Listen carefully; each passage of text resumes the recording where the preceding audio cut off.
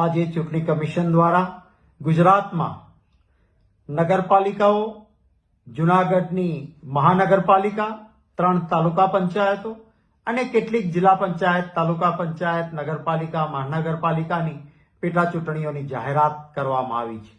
કોંગ્રેસ પક્ષ આ જાહેરાતોને આવકારે છે.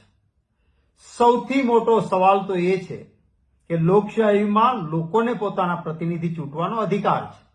આ ભારતીય જનતા પાર્ટીની સરકારે આજે જે જાહેરાતો થઈ છે એ મોટાભાગની નગરપાલિકાઓ અને મહાનગરપાલિકા અને બીજી ચૂંટણીઓ જે આજે જાહેર થઈ છે એ 19 ફેબ્રુઆરી 2018માં યોજાઈ હતી. એટલે કે એમની મુદત ફેબ્રુઆરી 2023માં પૂરી થઈ ગઈ. 2 વર્ષ સુધી ચૂંટણીઓ ન યોજી વહીવટદારો મૂક્યા. શેના માટે વહીવટદારો મૂક્યા હતા?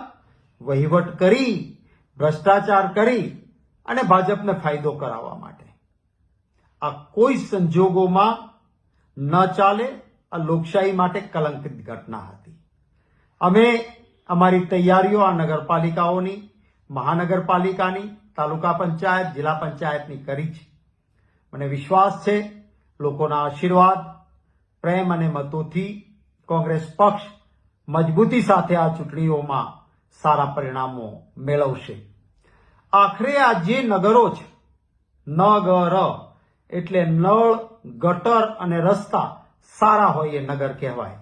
પણ એક પણ જગ્યાએ નગરપાલિકામાં નજર દોડાવીએ કે મહાનગરપાલિકામાં જઈએ તો નળ, ગટર કે રસ્તાનું ઠેકાણું નથી.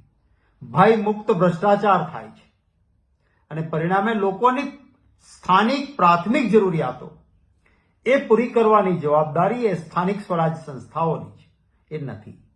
સરકારનો એવો કેવો વહીવટ કે નગરપાલિકા ઇલેક્ટ્રિસિટી બિલ ના ભરી શકે, કર્મચારીઓના પગાર ન થઈ શકે. અને આવો ગેરવહીવટ તો ભૂતકાળમાં ક્યારેય નહોતો.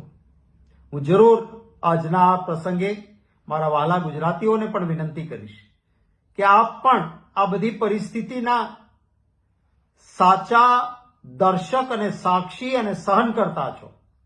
ત્યારે કોંગ્રેસ પક્ષને આપના તરફથી પણ પૂરતી મદદ મળે એવી વિનંતી કરું છું. હું મારા સિનિયર આગેવાનોનો આભાર માનું છું. જે સિનિયર આગેવાનોને નગરપાલિકાના પ્રભારીઓ તરીકે જવાબદારી સોંપી હતી એમણે પોતપોતાના વિસ્તારમાં જઈને ખૂબ સારું કામ કર્યું છે. નગરોમાં અમારા સંગઠનને મજબૂત બનાવવા માટેનો પ્રયત્ન કર્યો છે. લોકોના પ્રશ્નોને ઉજાગર કર્યા છે.